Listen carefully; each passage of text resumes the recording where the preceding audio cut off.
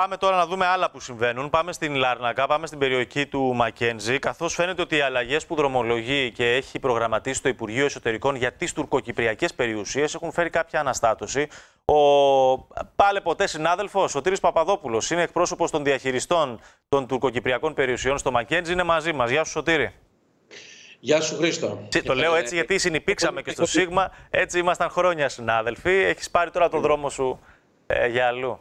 Για πες μας ακριβώς τι συμβαίνει. Λοιπόν, καταρχήν πρέπει να πω ότι εγώ εκπροσωπώ τουλάχιστον αυτή τη στιγμή τη μεγαλύτερη πλειοψηφία των ανθρώπων που είναι διαχειριστές των τουρκοκυπριακών περιουσιών στην περιοχή Μακέντζη από το 1974 και μετά. Ναι. Και ειδικά από το 1987 και μετά, όταν υπογράφηκαν και τα πρώτα συμβόλαια με αυτούς τους ανθρώπους. Εκείνα τα συμβόλαια, τα οποία ήταν, Χρήστο, 33 ετών, συν 10. Ήταν 33 χρόνια, συν 10 τα συμβόλαια τα οποία υπογράφηκαν τότε. Ναι.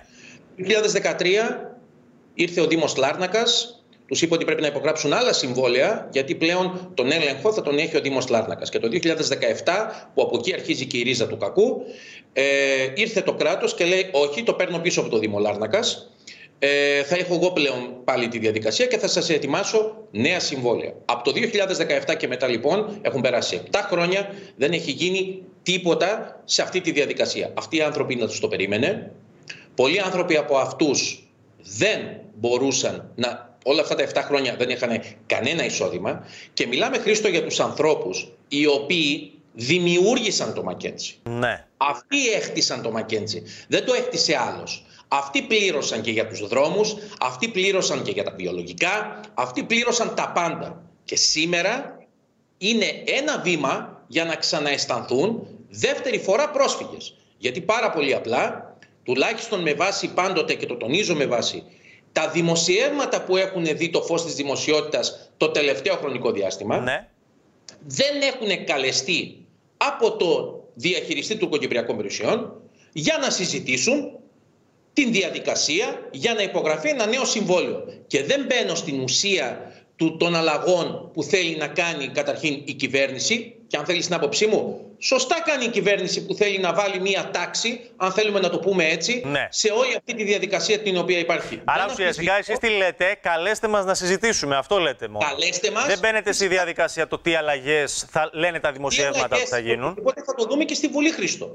Αφού το νομοσχέδιο έχει πάει στη Βουλή, 17 του μήνα θα συζητηθεί, από εκεί και μετά τροποποιήσεις, πράγματα τα οποία θα σημούν, θα γίνουν εκεί μέσα. Το ζήτημα όμως, το πιο βασικό ζήτημα είναι ότι δεν μπορεί αυτοί οι άνθρωποι οι οποίοι εκεί μέσα έχουν εξοδέψει χρόνο, χρήμα, έχουν μεγαλώσει τα παιδιά τους μετά την εισβολή, να μην έχουν κανέναν λόγο, ναι, σε αυτή την εξέλιξη την οποία υπάρχει.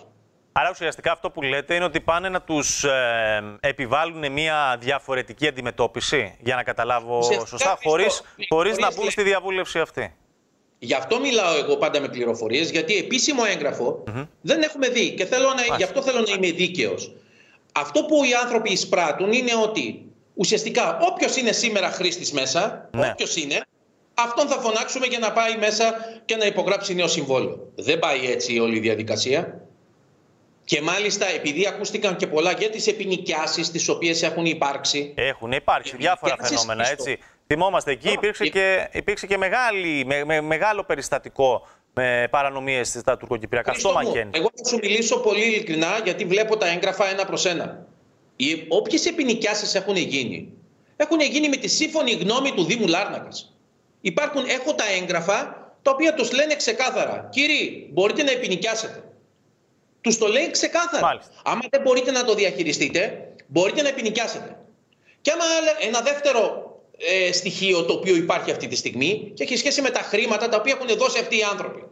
Όταν υπογράψαν τα συμβόλαια του 87 και με βάση πάντοτε τον λόγο που δημιουργήθηκε ο Κηδεμόνας, το πνεύμα και το γράμμα της δημιουργίας του Κηδεμόνα, Χρήστο, είναι η εξυπηρέτηση των τουρκοκυπριακών περιουσιών για συγκεκριμένο σκοπό, μάλιστα, που είναι συνδεδεμένος με την απώλεια περιουσίας προσφύγων λόγω της εισβολής.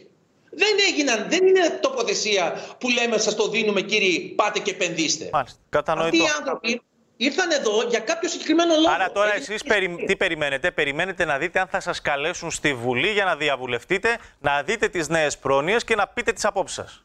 Ακριβώς. Κάναμε μια διαμαρτυρία πρόσφατα έξω από το Υπουργείο.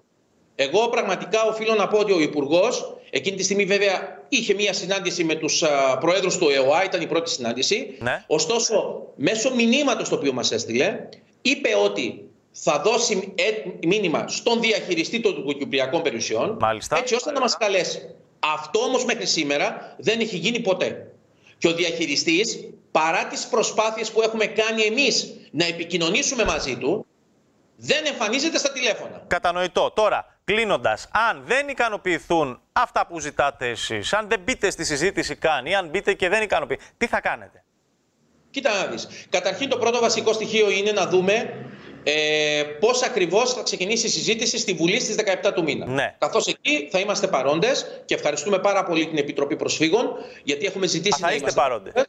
Ακριβώς, για να πούμε και εμείς τις θέσεις μας, να πούμε τις απόψεις μας πάνω σε αυτή τη διαδικασία και πάνω στο νομοσχέδιο το οποίο αυτή τη στιγμή θα κατατεθεί. Μάλιστα, πέραν τούτου. Δεύτερο λόγο, φυσικά, δεν μπορούν αυτοί οι άνθρωποι να μην δεν προστατεύσουν τα δικαιώματά τους, είτε μέσω νομικών κινήσεων, είτε μέσω άλλων κινήσεων τις οποίες θα γίνουν. Εγώ πιστεύω ότι, και θέλω μάλλον να πιστεύω, ότι ο Υπουργός είναι δίκαιος άνθρωπος.